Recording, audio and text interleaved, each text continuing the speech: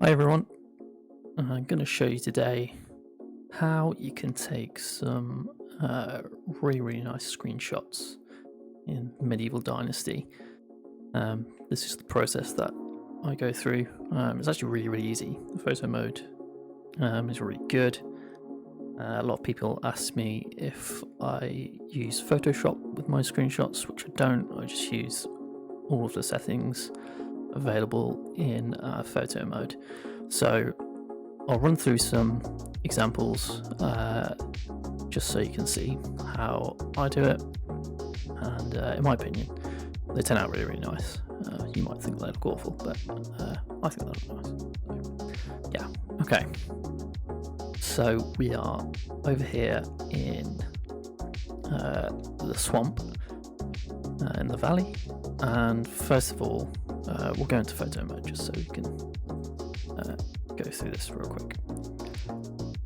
I find that the best time to take a photo or a screenshot is early morning, so you want to stay up all night and then just catch the sun rising, which is there obviously,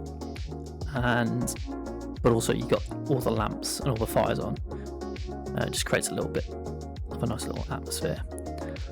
Obviously you can take it at whatever time you want. You can do it in the evening as well, but I prefer to do it in the morning. So yeah, first thing we're going to do is decide what we want to take a photo of, which is going to be the pagoda that I've made, and that is going to be the focal point of the screenshot, but not necessarily the focus of the screenshot. I'll show you what I mean by that. So first thing we want to do is go into settings bit, which should automatically pop up when you open photo mode, and the first thing I do is take field of view all the way. I'm just going to start. Take it all the way down to I think it's 30. Yeah. Okay. And then we'll get rid of Erasmus because we don't need him right now. I'm just going to focus the camera back over there. And then what I'm going to do is head to the last column, which is colorize. And this is where it's a bit subjective. Well, I mean, it's all subjective, but this is kind of like a filter essentially. So I try to be consistent with what I use.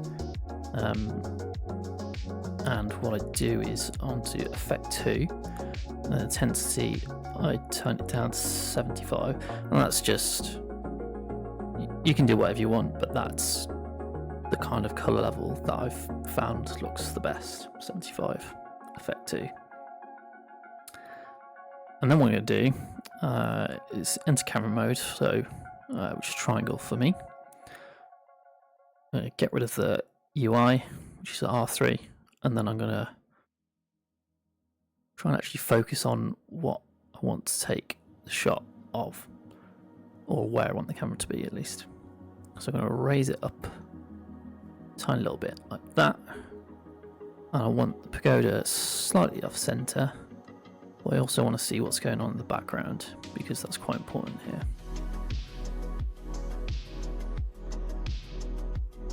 So it takes a bit of tweaking, and the camera's very twitchy when you've got the field of view right down.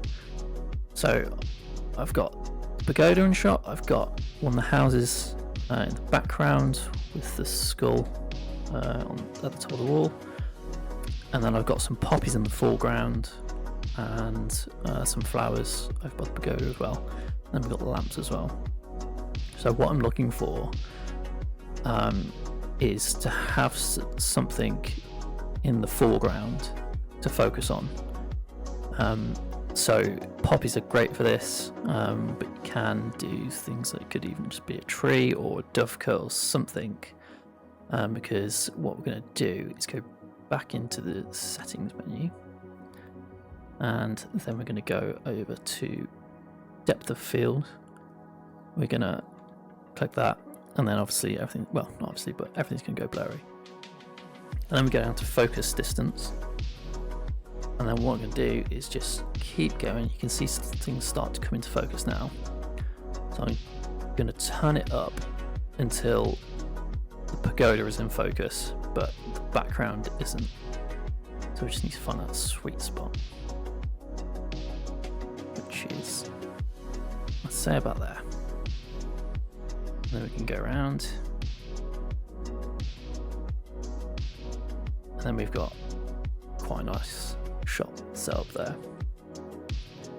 And then what we can do is go into this setting, and then we can just have a little play around with this. I don't have a sort of template that I use. It just depends on where the screenshot is, what time of day it is, and things like that. But I just have a little play around. So I generally turn saturation up until it looks unrealistic. So the lamps look a bit too red. And then I generally turn the brightness down a little bit. Take the exposure down as well. And I'll just tweak the saturation until about there. And there we go. So I'm pretty happy with that. So we will take a screenshot of that one.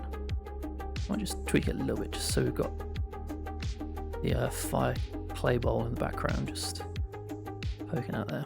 So I'll take another one. Okay, and that's pretty much it. But we'll go through some more examples. So we'll head over and find somewhere else that we want to take a screenshot of, and we'll go over to the windmill. We've got a couple of windmills over here. And what I've done as well is I've saved my game.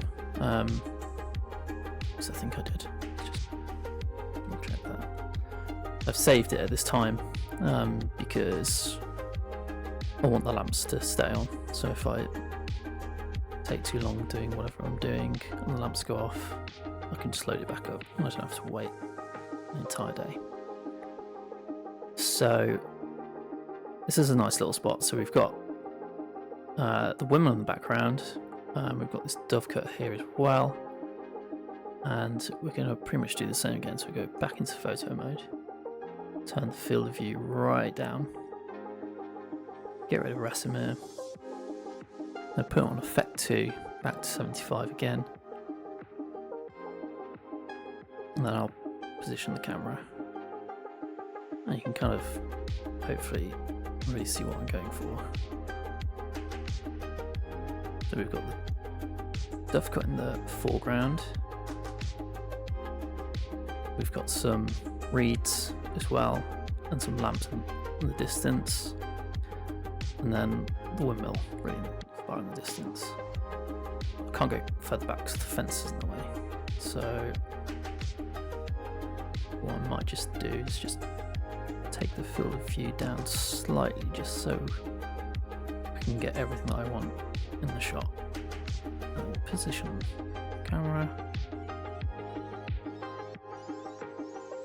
And we'll go over to depth of field again, and we'll just do pretty much the same thing as before, but this time we're going to have the windmill slightly blurred in the background and the dove cut in focus. And there we go. And then back over to all the saturation settings, turn that right up until the reeds look a bit too yellow, turn the brightness down a little bit, turn the exposure down a little bit, then saturation down a bit as well, just to get to a point where the colour looks realistic. And there we go again. We'll take a screenshot of that one. And then we can also go a little bit closer. Again, the same again. Get rid of Rasimir. Effect 2 on 75. And I want to get much lower this time.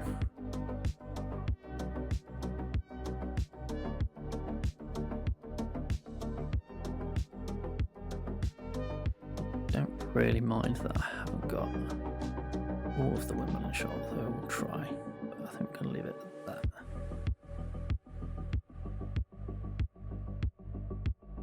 And same again. Depth of field. Tweak that. Then I'm going to do it just until that lamp comes into focus.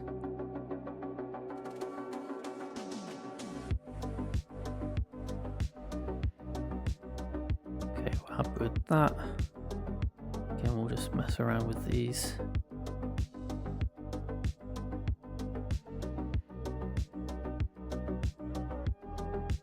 Turn the saturation down a little bit. There we go. That's another one I'm happy with. So yeah, you can see it's pretty simple really. And the way I've sort of found that, like I'm not a photographer by any stretch of the imagination, but it's just by being inquisitive on the settings. So I don't know what they'll do, but we'll just play around with it until we kind of figure out what each setting does and what its purpose is and how it changes the photo.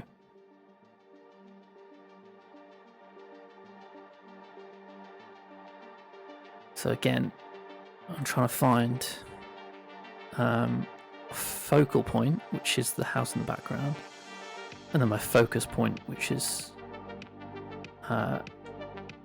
generally something like bright, like the poppies in the foreground. And it's just finding that right position where I'm going to get everything in that I want in the photo. Which can be a bit tricky.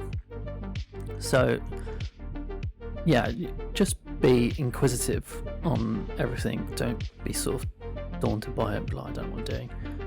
Just literally mess around with the settings and see what you got. So obviously the focus distance is going to change that, but then what does the aperture do? Let's have a look. That just sharpens things a little bit more, which we don't, well, I don't want. I'm just going to turn that down a little bit. Kind of want the dovecot just in focus.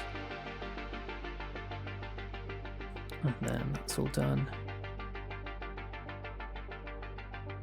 Turn that up a little bit.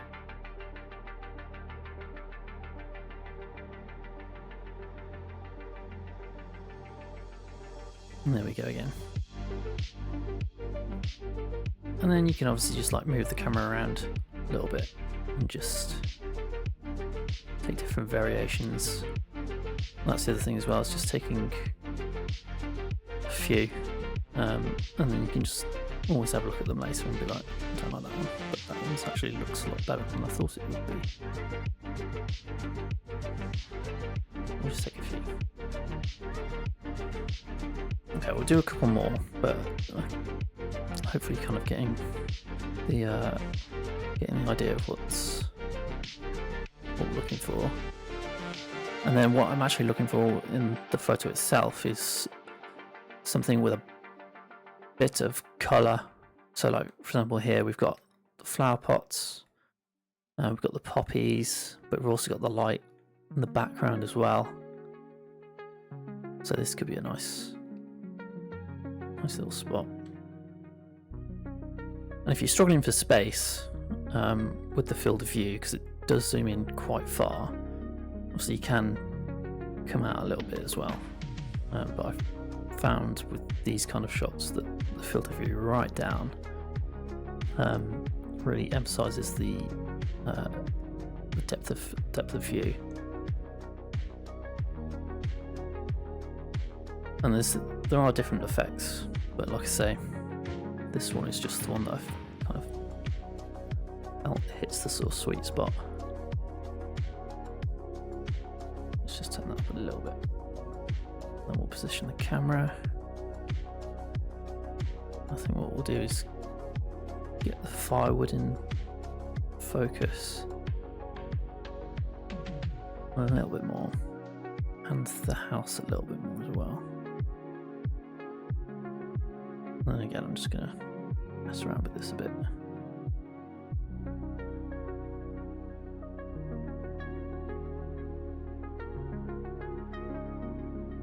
There we go. Just want to try and make sure that we get a bit of the sunlight shining on that archway as well. And on the roof as well. There we go. Okay. So yeah, that's pretty much it.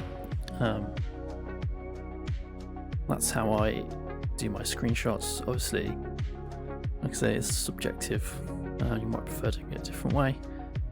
But I found that is the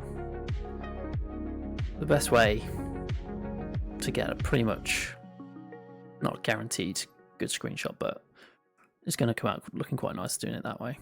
And like I say, you can take it at different times of the day, but the light I find at this time of day just helps those sort of God rays like come through the trees and things like that. So you get really nice photos. So yeah, that's pretty much it. Obviously there's a lot more we could do, but just wanted to do a quick video because I get asked quite a lot about how I take them, so that's how I take them. If you've got any questions or anything like that, just put them in the comments, or message me on Instagram, Reddit, Steam, wherever you've got me added, and I will get back to you and respond. But yeah, thanks very much. Hope that was straightforward and easy to understand. But yeah, like I say, if you have any questions, just drop them in the comments. Alright, thank you very much. See you soon.